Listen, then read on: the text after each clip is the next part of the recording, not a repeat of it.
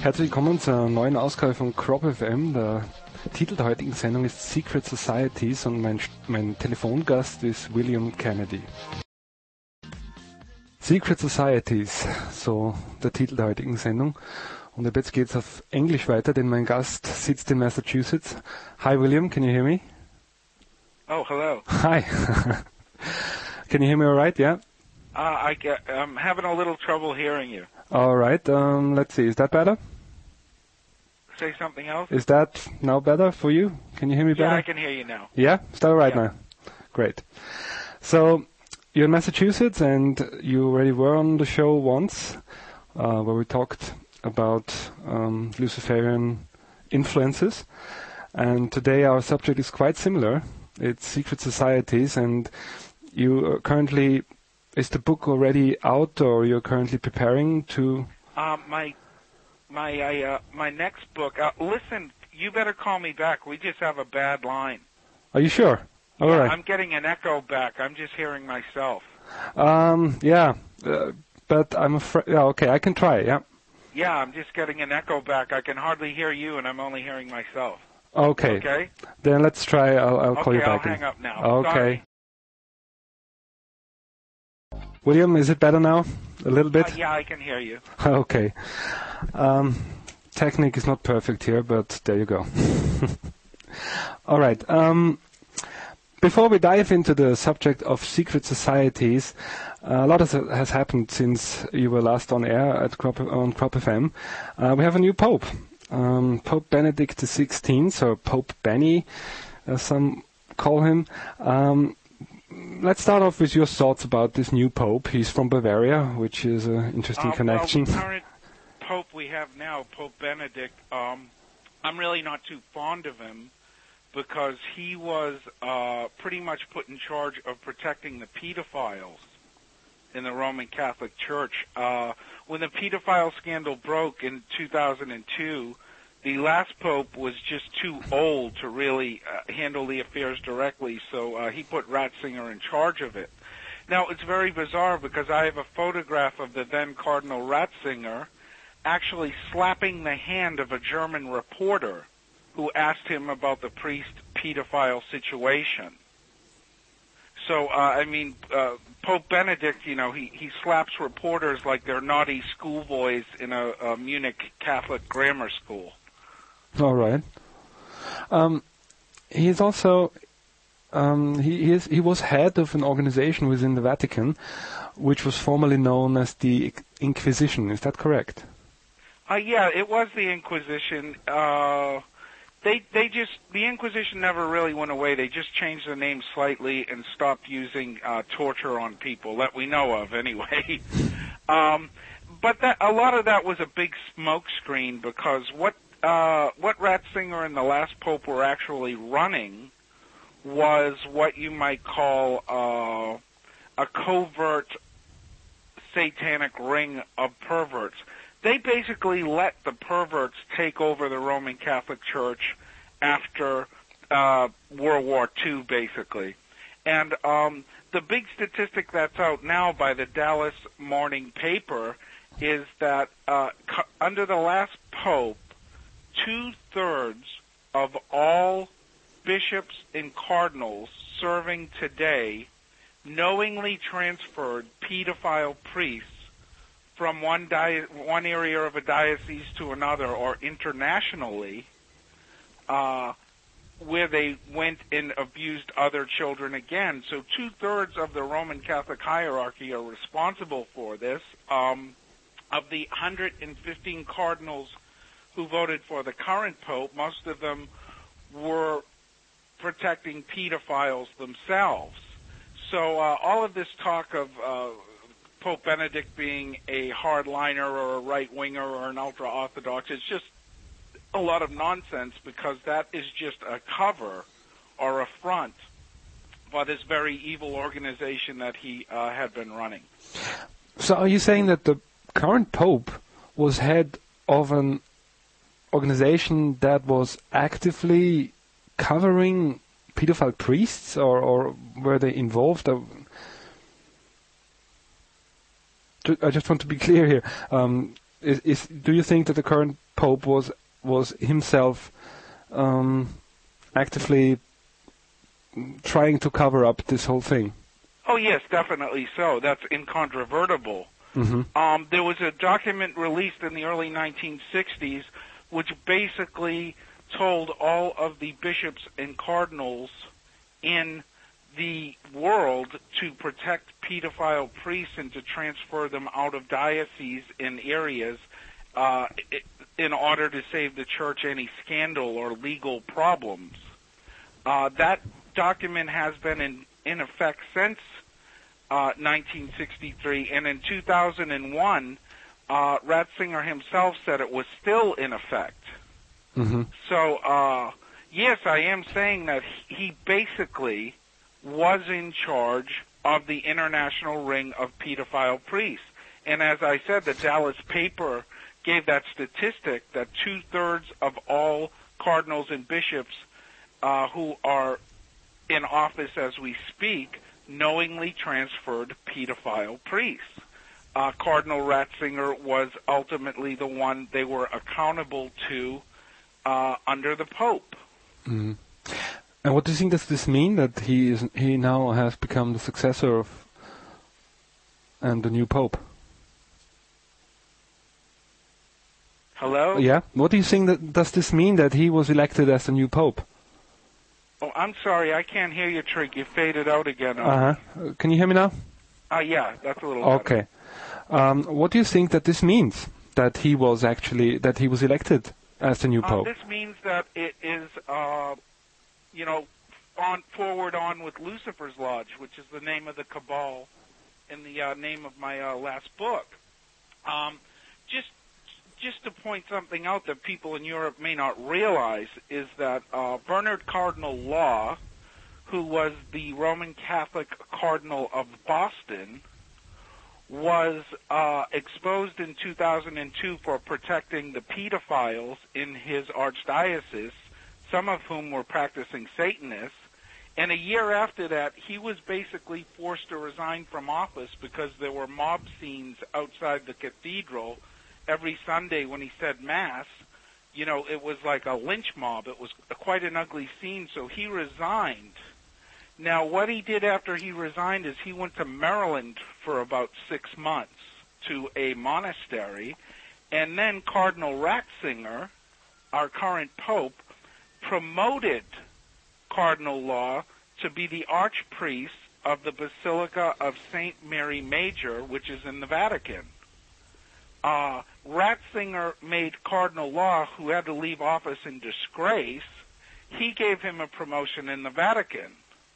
Now, to add insult to injury, during the 9 days of mourning after Pope John Paul II died, Cardinal Bernard Law said one of the masses on one of the 9 days at the Basilica of St. Mary Major. So what we here in Boston see is Cardinal Bernard Law, who many people here believe should be in prison, specifically in the Massachusetts Framingham State Prison sex offender ward. That's where people here think he should be. And that's not where he is. He is in the Vatican saying Mass at a basilica for the Pope. And that is just, spitting in the face of all the victims. And I'll tell you some of the, I talk to victims of these pedophile priests all the time that Bernard Law protected, and a lot of them live in homeless shelters. They don't live in palaces in, Rome, Mm. What do you think, what is the direction that the Catholic Church is going to take under this new Pope then? Oh, it's going to stay on the same course it has been going. Which is? Which is it's moving more and more towards modernity. It is moving more and more towards unifying itself with the one world government. Just consider the euro is based on gold. The euro is the only major world currency that's purely based on gold. It is right now the strongest currency in the world. It has beaten the dollar. It has beaten the yen. Now, when you consider that in Europe, the Vatican has the largest single supply of gold in all the world, part of it is ornamental gold, but a great deal of it is gold that they seized and were bribed and got from the Nazis after World War II. Their cache of gold actually backs a great deal of the euro. If they were to dump all their gold on the world market, they could destroy the euro tomorrow. So you think that the European community actually could get under big pressure from the Vatican? Oh, I'm sorry, could you repeat that? So you think that the European community and its financial structures could be put under pressure by the Vatican? Oh, of course. I mean, that's just an unspoken threat. All right. If your currency is based on gold, and the Catholic Church controls all of the fluid gold, the largest supply of fluid gold in Europe, and I'm just not talking about ornamental gold, I'm talking about bricks of gold that they have in the Vatican Bank. Just having that's readily available to sell on the world market is a de facto pressure tactic. Okay. Now, that leads us directly into our main subject of tonight, which are secret societies, which are also trying to control through various means. How did you dive? What made you turn to this subject in the first place? Why, in your new book, you have a chapter which is included about them, and why are you dealing with secret societies? With Satanism? With secret societies. What's your interest? Oh, secret societies, right. Yeah. Well, let me just explain a little bit about my upcoming book. It's entitled Satanic Crime, A Threat in the New Millennium, and it's being published by Dragon Key Press, and it should be out in a couple of weeks. We're just finalizing everything and getting, the photograph section together. And I do have a big section on Luciferian secret societies in there. Satanic Crime is a pretty interesting book. The first chapter, you can basically see, it's on my webpage, williamhkennedy.com, and it's called Satanism, A Threat in the New Millennium. And it's basically chapter 1 of Satanic Crime.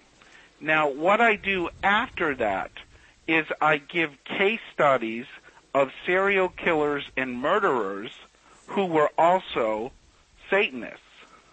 And in the final chapter, I look at Luciferian secret societies like the Skull and Bones, Bohemian Grove, and Bilderbergers, and show how there are some very strange connections between these criminal satanic serial killers and elitist Luciferian secret societies. All right, so there's your connection. That those people were connected to... where exactly is the connection to secret societies? Oh, you want to know the exact connection? Yeah, how in the book? Okay, yeah. I'll give it to you right now. In 1996, there was a fellow named Marc Dutroux. Yeah, from Belgium. Marc Dutroux was a Belgian fellow who was involved in the child slave trade. He was technically an out-of-work electrician who was on a psychiatric disability. He basically got state welfare. He didn't work. Yet he owned 7 houses fully in his name. And in each of these houses, he had built dungeons underneath them.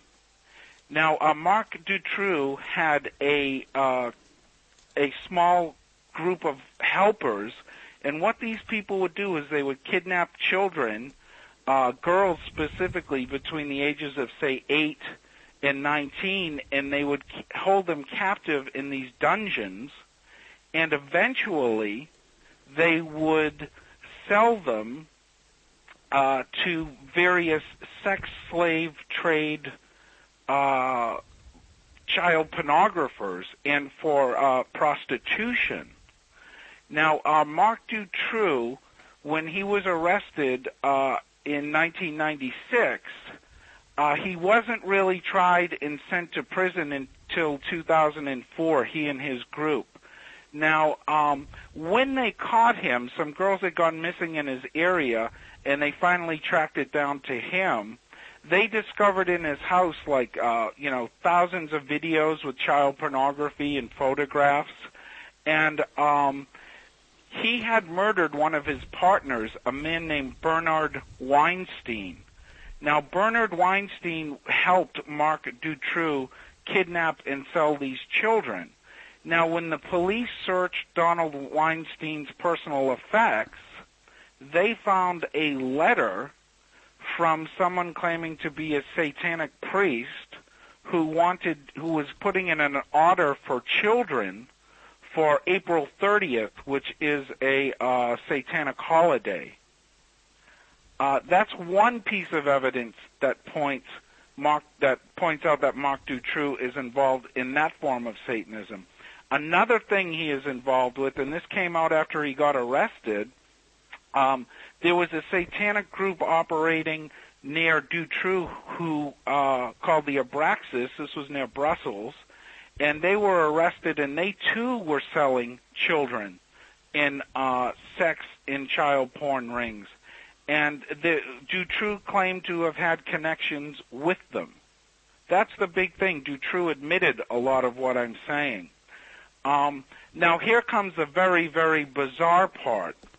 A judge who was handling the Dutroux case asked for any other victims involved with this to come forward, and 10 women came forward in Brussels, and one of them gave a big list of people who were at these various sex parties that Marc Dutroux and his group of criminals organized, and who these girls, more than one of these girls identified, was King Albert II of Belgium. He was present at these parties where there was pedophilia going on. Is this on the record? Quite interesting because right after this came out, the judge who called these 10 women forward was dismissed from the case, and their testimony was thrown out of court by the next judge. A writer in Luxembourg named Jean Nicolas published the court records which he attained in Brussels through a Freedom of Information Act, and he published the list of the people that these 10 girls said were present at these parties. They involved very major players in mostly members of the Bilderberg Group, which is a secret society that started in Holland in 1954. But the primary members that were on this list in the pedophile dossier that Jean Nicolas published were major players in European and American economic and political life. Now, King Albert II of Belgium sued Jean Nicolas to get the book taken off the market, and he actually lost. What the judge did is he made Jean Nicolas put in a little extra thing saying that the king denies these charges. Now, what happened that's really bizarre about Marc Dutroux when he was in prison is he actually escaped once. He was walking out of the prison and he grabbed a gun from a guard, hopped in a car, and drove away. He was captured 3 hours later by some citizens who just recognized him. You know, everyone knew his face.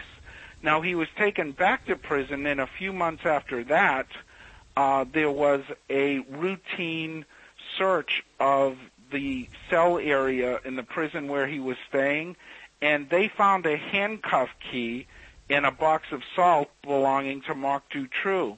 And this has made many people in Belgium suspect that the government has been trying to kind of, or I should say, some element of the government in Belgium has been trying to let Marc Dutroux escape as not to reveal more about what he knows. So, once again, where did you obtain this information?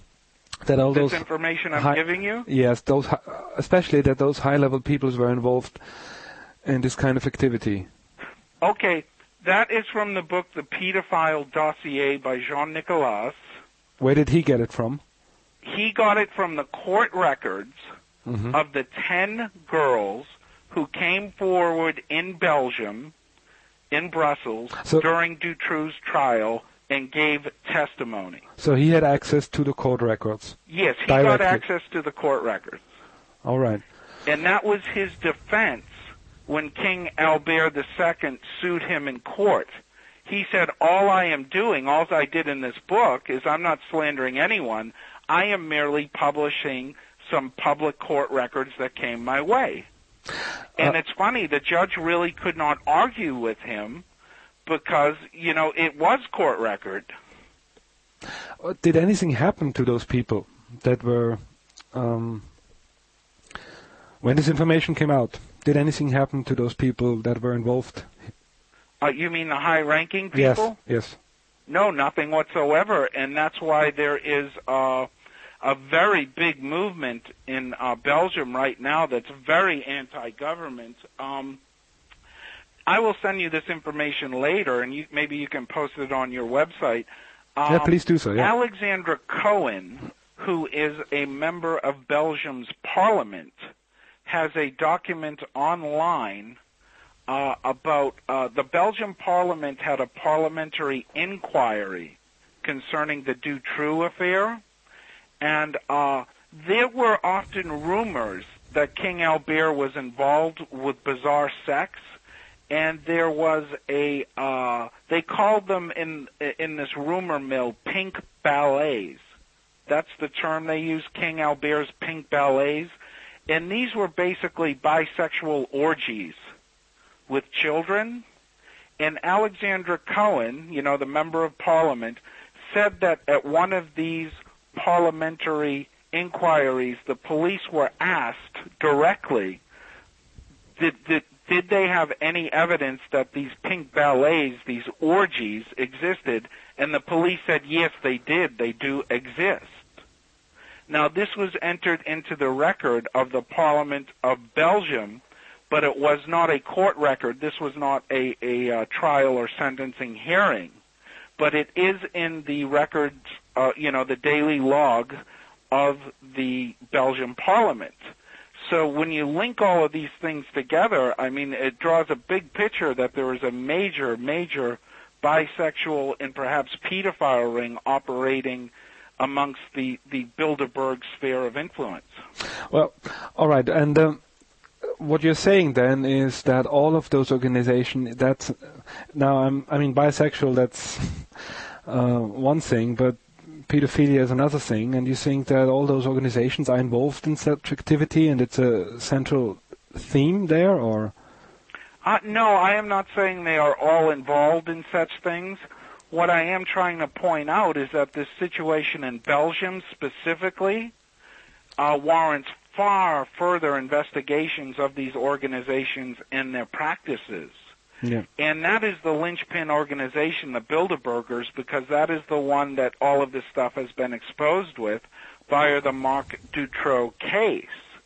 I should also point out that, George Bush and George W. Bush and Tony Blair and many members of the Skull and Bones and many members of the Bohemian Grove are also members of the Bilderbergers. These three groups have a lot of mutual members. So that, in that sense, it implicates them all. Okay, now you mentioned them. It's Skulls and Bones, it's the Bilderberg Group and Bohemian Grove, with a lot of members who are part of two or all three of those. What's the history of those secret societies? Do you want? I'll start with the Skull and Bones. Yeah.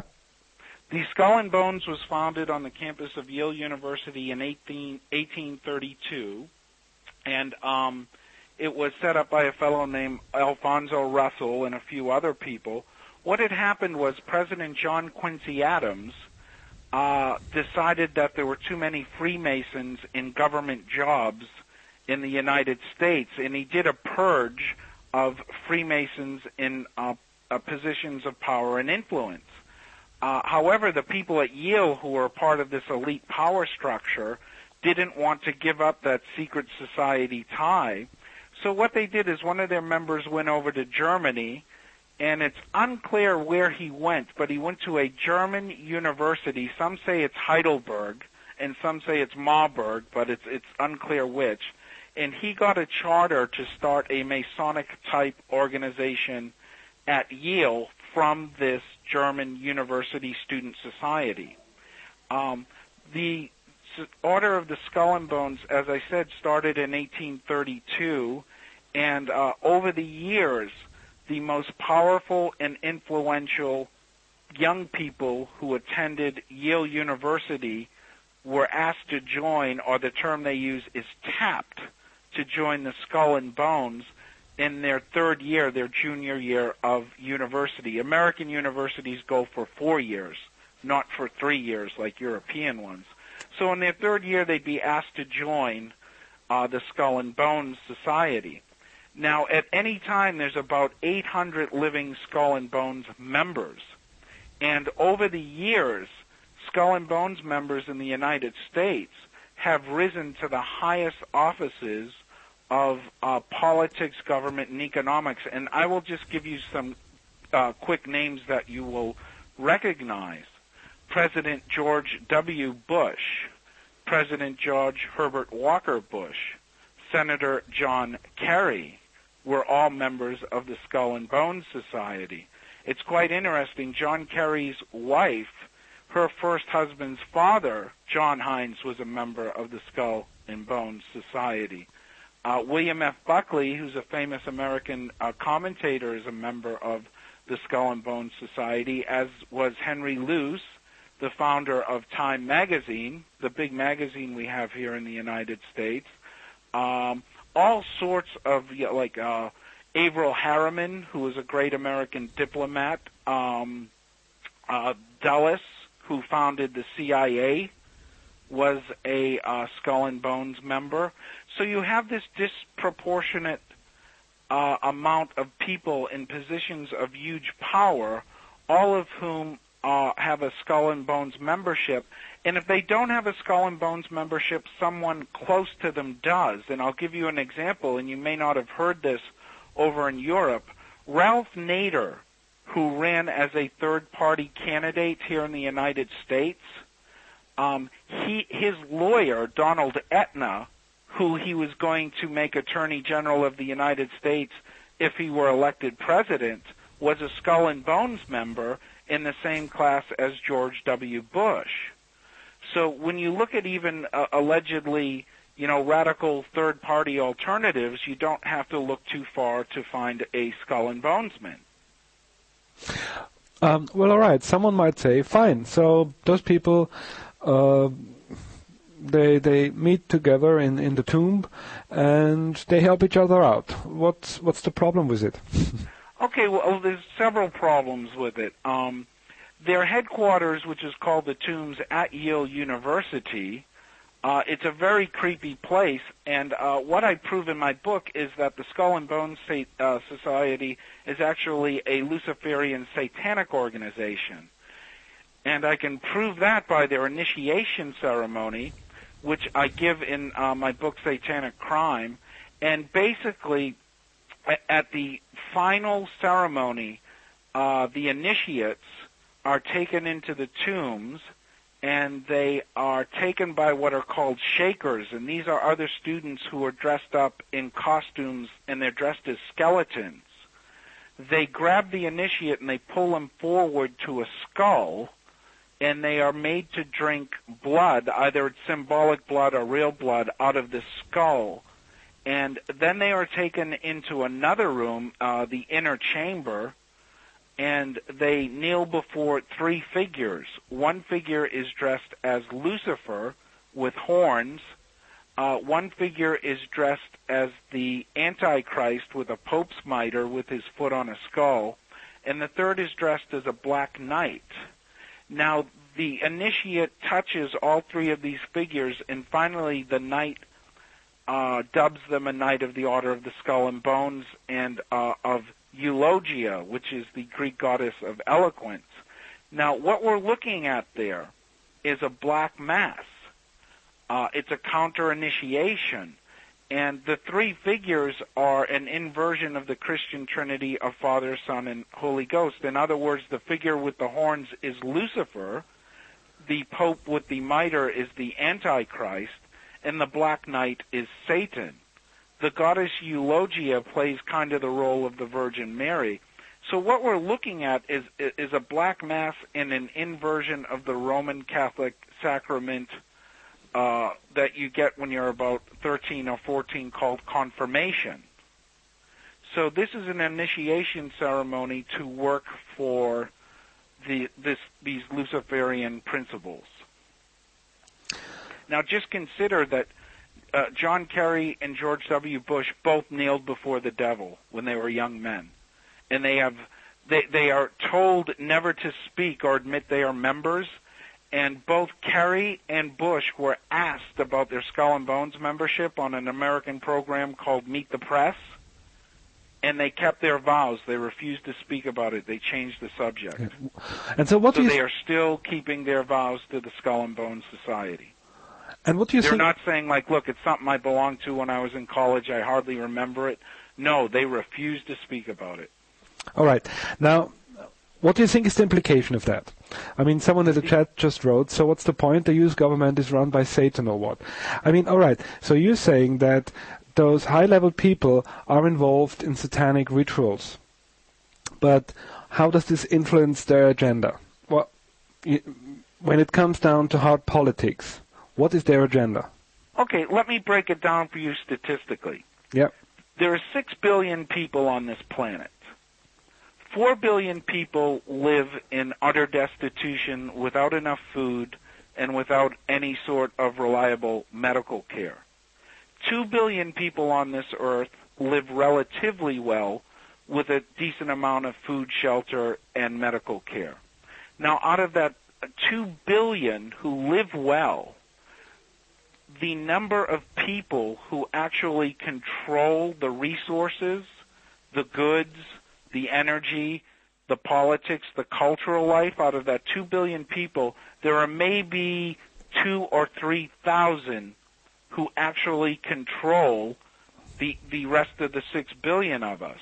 Now, out of that 2,000 or 3,000 people, what I'm trying to point out is that many of them are members of these secret societies, like the Bilderbergers, Skull and Bones, and Bohemian Grove.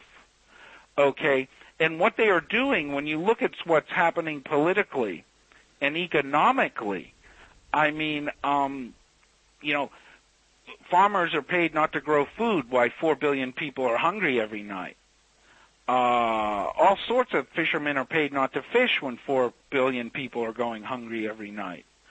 What they're doing now, which is even more bizarre, is of the 2 billion of us that are living quite well, here in the United States and Europe, they're outsourcing jobs to the third world. They're trying to take that 2 billion and, render them as destitute as the other 4 billion who live horribly. So their real agenda, is to, wage war and cause trouble and, reduce as many of us to poverty and misery as possible. And as I say, if you think of that quick breakdown of that statistic, 6 billion people, 4 billion live in destitution, 2 billion live fairly well, and out of that 2 billion, only 3,000 or 4,000 decide who gets what, and out of that 3,000 or 4,000, they all belong to groups like Skull and Bones, or Bilderbergers, or Bohemian Grove. It becomes quite frightening when you consider the fact that they kneel down to Lucifer when they're young people. Well, yes, it did. I have to admit it does. So, I mean, why can't they live happy with everyone else? Well, you might say, well, because they're Satanists, but what do they get out of this? What do they get out of it? Yes. They get all the money, all the power, all the resources that this world has to offer them and their families. But don't they have enough then they can ever spend? I mean, what? Well, that's not the way human beings operate. I mean, Bill Gates thinks he's underpaid. Bill Gates thinks he's being ripped off. Bill Gates thinks he's being underpaid. He thinks he should have double what he has. That's not the way human beings think. You can't be too rich or too thin, as someone once said. All right. Now, so again, what is the agenda? I mean, they want to obviously divide the population of the planet, but at the end, I mean, we just might wipe ourselves out, and then what? So, well, no, what they're moving towards, and they're doing quite a good job at it at the moment, is forming a one-world economy and one-world government. And not necessarily everyone is going to be allowed to participate in it. When you look at just the overall house of cards that East Asia, Europe, and North America are economically, and how much wealth is controlled in just a few areas, like the London Stock Exchange, the New York Stock Exchange, the Tokyo Stock Exchange, a lot of this wealth is very bottlenecked, and they're again in the control of very, very few people. And what you will see is a consolidation of economic power brokers, politicians, and the military to form some sort of ultimately one world government with a single leader. And that's the direction it's moving anyway. I mean, you don't even, you just have to look at the papers. The mainstream media will tell you this. Everything, you have the EU, which is one united bloc. You have NAFTA. You have East Asia. And we're all tied in together. If Tokyo's banks go, the banks in Austria go. So economically, we're tied together. And now when you look at all these wars, like the United States of invading the Middle East and such like that, then you're looking at a one-world police force, okay? And, I say that as a United States citizen. I'm completely and utterly opposed to this horrible war. I wish they'd bring all our troops home here and let people there, there's got to be a better solution than, sending our people over there to fight. But things like that. What this whole war is, it's just forming a one world police force, which will be centrally controlled by a few people. And just consider Afghanistan has just asked for a permanent American military presence in their country. And there again, that's just another example of how we're moving towards this one world police force, probably under the United Nations or whatever you want to call it, a coalition of the willing. You're looking at the consolidation, well, it's already happened, of all economic institutions, banks, the World Bank, the stock market. We're already economically in a one world government, a one world economic system. Government speaking, a lot of the things you see are nonsense. For example, you saw how opposed the French were to the war. There's a lot of nonsense going on because French companies were actually supplying the United States Marine Corps with food in the Middle East in the whole Iraq war and such. So there's a lot of distractionary things like that. That you can't get too caught up in these petty disputes. You got to look at the bigger picture. And the bigger picture, as I say, is this complete consolidation into a world police state in which a single draconian ruler or tyrant will eventually emerge. How does the war on terror tie in all of this? Okay, the war on terror, as I said earlier, the war on terror is just a way for this central cabal of, I'll call them Satanists, I don't care, to expand their military power globally. The war on terror is an excuse to promote an international police force. They'll have rapid response units. They're doing it now that go anywhere in the world and land UN troops, which are usually mostly American, and, these bizarre coalitions of the willing. This is just a way to have a single global police force. All this talk of terrorism is just, it's utterly ridiculous. There's lots of films out there. Alex Jones has some good films. It's all a big hoax to create an international police force. So, you think that 9/11 was staged by those people, or?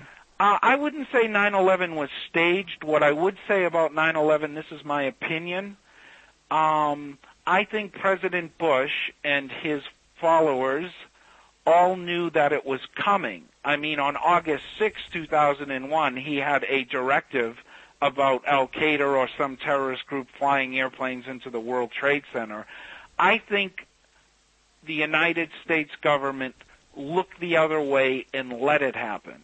I'm not saying they explicitly did it themselves. Like a bad policeman, they looked the other way while someone was stealing something. I think they were complicit in it. And when you consider, they had like Moussaoui 2 weeks before 9/11, and two officers were told to stop trailing some of the hijackers a few days before the 9/11. When you add up all the pieces, I think the United States government was complicit in 9/11, although they didn't directly do the attacks. And who are those terrorists fighting them? I mean, are they aware who they're up against, or do they have a total different story? I mean, the terrorists themselves? Yes. Who do they think that they are fighting, in your opinion? Well, I mean, who knows? You can get anybody to really do anything. As I said, there's 6 billion people on this planet, and if you look around enough, you can get anybody to do anything you want. Out of that many people, if you recruit, if you look anywhere, you will find people who are looking for someone to follow and are looking to die for someone they follow. That's not a problem. But let me ask a provocative question here, maybe. Maybe it is provocative, I don't know. Could it be that those terrorists are aware of this situation and are aware who are they up against and are consciously fighting Satanists? I'm sorry, I didn't hear the last part of that. Do you think, could it be that those terrorists are aware that they are fighting Satanists? I mean, they are religious fundamentalists. It's bizarre. They could have been manipulated into it. Mm-hmm. So you don't think that those people are consciously doing this, aware of all you just said? And Oh, no. They're probably doing it for specific reasons. Yeah. Do you see what I'm saying? Now, I'm not saying the people that flew the planes into the World Trade Center knew that they were doing the bidding of this evil cabal. What I'm saying is this evil cabal manipulated them and let them do it. Their motivations, the terrorist motivations, really don't matter. Yeah, but that's what I want to get to. Could it be that the terrorists' motivation was to fight those Satanists? Perhaps. Who knows? Because we're always saying that we're dealing with religious fanatics, and the religious fanatic could get quite upsteered by a Satanist, couldn't he? Oh, sure. I mean, there's a lot of possibilities, and I'm not claiming to have all the answers, but when you look at something like 9/11, just in all the work I've done in a few years on mind control and mind research, it's quite an amazing field. I mean, it's so bizarre how easily people can be manipulated. There was also a question, a chat in this direction. I mean, a lot of people in America, there's a very strong fundamentalist Christian movement in America. Yes. And it looks a bit as if some of those people actually actively want to make prophecy true and bring about Armageddon. Oh, that's very true. Yeah. President Bush, for example, who you just said has need before the devil, is declaring himself as a Christian. I think a newborn Christian, is that correct? Yes, a born-again Christian. Claims to be. Born-again Christian. So he says that he's a born-again Christian, and if you watch if you listen to him, his rhetoric, he actually talks about fight of good against evil. This all sounds like the end times and Armageddon. Oh, sure. Well, just consider this, that both fundamentalist Christians and Satanists do want Armageddon. They want to they want to see who ultimately will win in their endgame battle. So to a certain extent, they're working for the same end of this war. But I should say that George W. Bush, as I say, he kept his vows to the Skull and Bones. He has not renounced it. And to be an evangelical Christian or a fundamentalist Christian, as he claims he is, he would have to renounce the organization because he kneeled before the devil in it.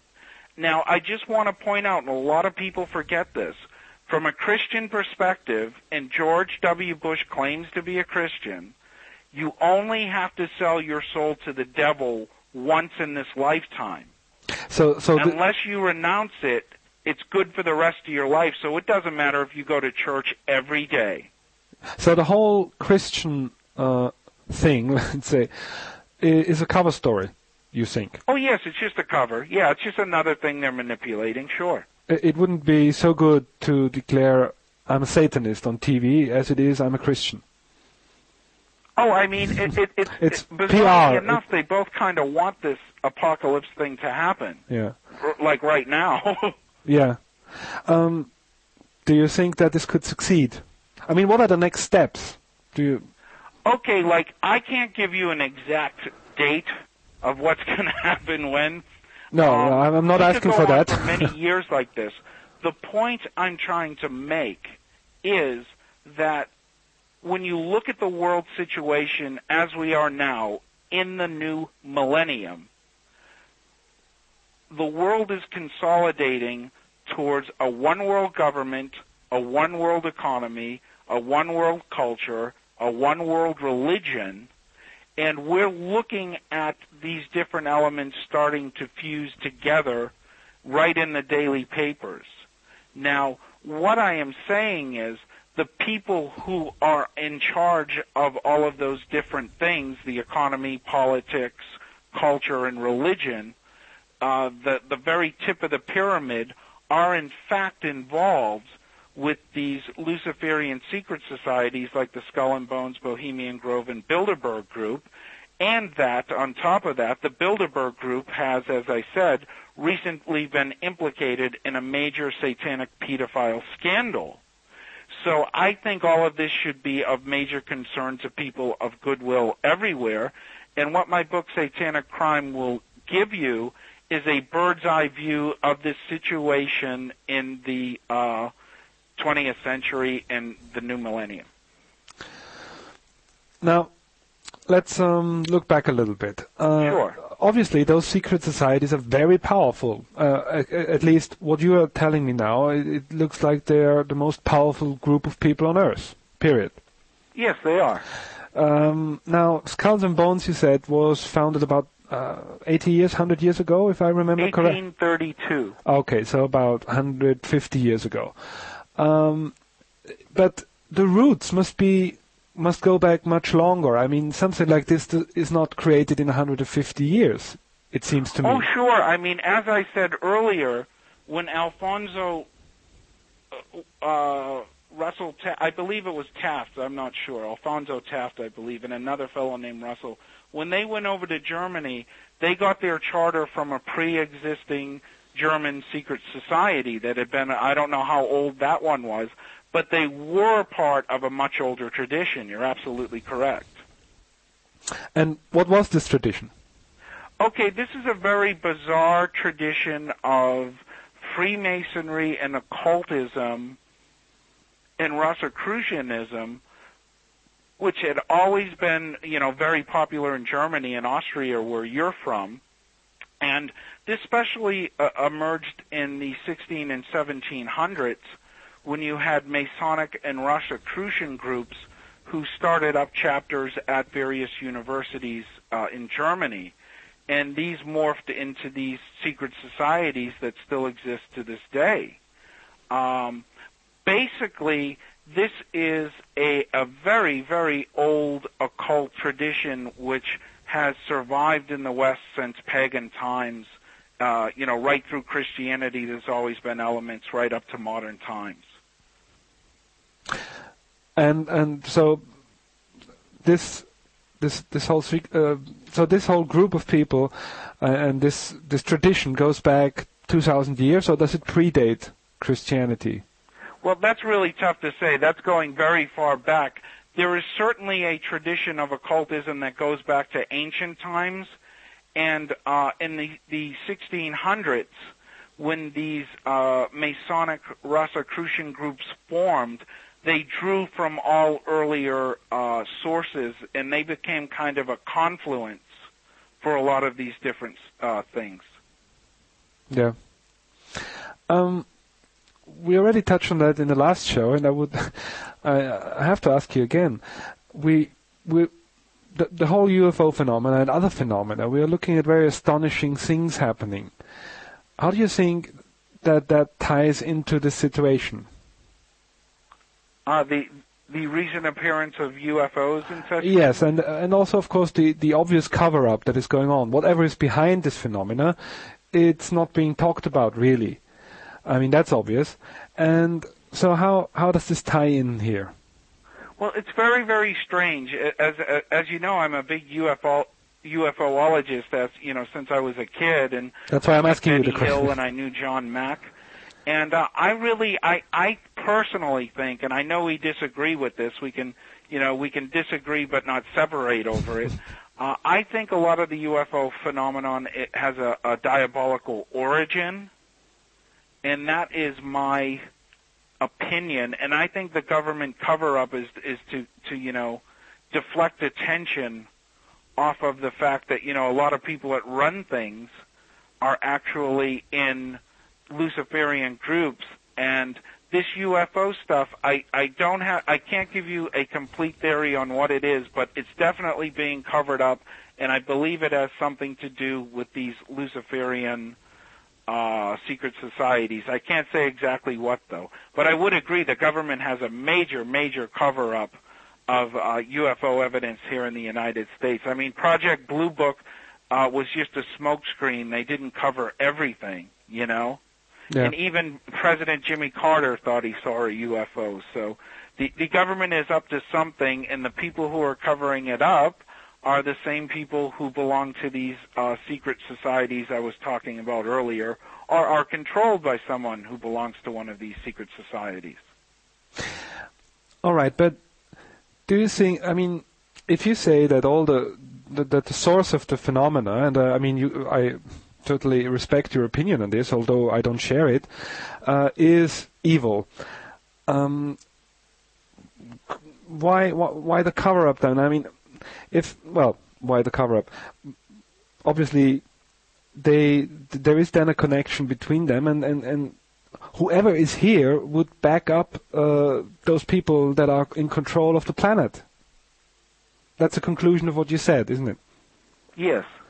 And do you think that if you are right, and this is it's the case that we're dealing with a very dark phenomena here, and exclusively a dark phenomena, do you think that this will eventually come out into the open?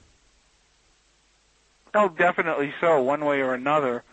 Whatever this UFO phenomenon is, whether it's diabolical like I think, or whether it's aliens from another planet or another dimension, like my friend John Mack thought, and I got along very well with John Mack. He was a very nice man, and I was very sad that he died so tragically. I would have to say, whatever it is, one thing you pointed out kind of hits the nail on the head. This is being covered up by the same people who are involved in these Luciferian secret societies. So that says to me, whatever it is, the UFO phenomenon, it's evil, and it might be something against the 6 billion of us on this planet. I don't think they're hiding something that will benefit the 6 billion of us. I think they're hiding something that they're going to use against the 6 billion of us. Yes, but if the source of this phenomenon, at least in part, would be something that actually would be benefiting for the 6 billion of us, wouldn't they also cover it up? That's possible too. They could be putting the lid on something that was meant to help us. I mean, that's another possibility. And as I say, with the UFO phenomenon, and I've studied it for a long, long, long time, I don't have my final conclusion, see it as diabolical, but I'm certainly open and I will respect other people's opinions. And there is that opinion that they're hiding something that will help us, which is also an evil endeavor. And, I mean, yeah? Either way, it doesn't make the people that run things look very good. Yeah. I mean, Eraser points out in the chat, quite right. So, let's put it very simple. If those UFOs are all the devils, where are the angels then? Where are the angels? Yes. I mean... Well, you have to keep in mind that from a Judeo-Christian Islamic perspective, the people who live on this planet are technically an enemy-occupied territory. For example, Jesus said that the person who ran this planet was called the prince of this world. And he also said, my kingdom is not of this world. So where the angels are from a Christian perspective are in heaven, and they would be waiting for this final situation to erupt. So you don't think that the other side, which clearly exists, and I'm sure you agree with me on that, is just not getting involved? Well, who can really say? I mean, not getting involved. If I say that, not getting involved on this level. Not on this level. No, they're not at this time. Mm-hmm. Do you think they ever will? Yes, I do eventually. But I think it's going to get a lot worse before it gets better. I was afraid you're going to say that. Yeah, I know. That's what I'm trying to do really is not scare people, but I'm certainly trying to educate and inform them. And, just the information you've heard from me today, most people, even highly educated, I lived in Europe for 5 years, and I was always amazed at how intelligent just average Europeans are compared to average Americans, how informed they are about history, culture, politics, art. But it always struck me and surprised me that they had absolutely no knowledge about this elite group of people who actually control everything and are interlocked with each other. They would be more apt to get caught up in nationalism and not realize that their own leaders are in cahoots with other world leaders. And that's really what I'm trying to bring out, if nothing else, that even if you reject my religious views, even if you think the Satanism aspects are kind of ridiculous, just consider that everything is consolidating into a one-world government and a one-world economy, and that can be very, very dangerous because now they're incorporating a one-world police force. Yeah. Okay, and that's going to mean a stripping of civil liberties to many, many people, which they are doing now. If you want to call the leader who does all this a tyrant, that's fine. If you want to call him the Antichrist, that's fine. It really doesn't matter. He's going to do the same thing. So we are here on this enemy territory, and we, as you say, we obviously don't get any help until the shit hits the fan. Really, that's how it works out. Yeah. Now, so there's only one thing to do. We have to help ourselves. How can we do that? Well, there are many ways we can help ourselves. Many, many ways. Number one, the first thing and the essential thing we need to do, and this is why I wrote Satanic Crime, we must educate ourselves, and we must educate other people. That is our biggest defense against this sort of thing. And I'll give you two really stunning examples of what people can do. In 1996 in Brussels, this got very little attention. When the judge was removed from the Marc Dutroux case, 300,000 Belgians came out and protested in the city center and all wore white. And it shook the government up so much that the Attorney General of Belgium resigned. And the other example I will give you is Spain. Spain decided it did not want to participate in this horrible war of imperialism in the Middle East. So one day everyone in Spain just decided to go on strike. No one went to work, and everyone just went outside their houses and walked around and basically shut down the government and economy. This was all peaceful, passive resistance, and ultimately those are the examples we have to look at for the long term. For the short term, though, there again, I'll emphasize it again, we must educate ourselves and educate others, and I will contend that Satanic Crime is a very good place to start. And this book is out already? Can you already... It is not out as of yet. It should be out last week in May, first week in June latest. What do you say to people that say, well, William just scares people to make some bucks? Well, it's funny. If I just wanted to make some bucks, I could, there are easier ways to make money. And the other thing is I'm really not scaring anyone. I'm just pulling together. Oh, you're scaring me. What? You're scaring me. Well, you scare easy, I guess. Well, I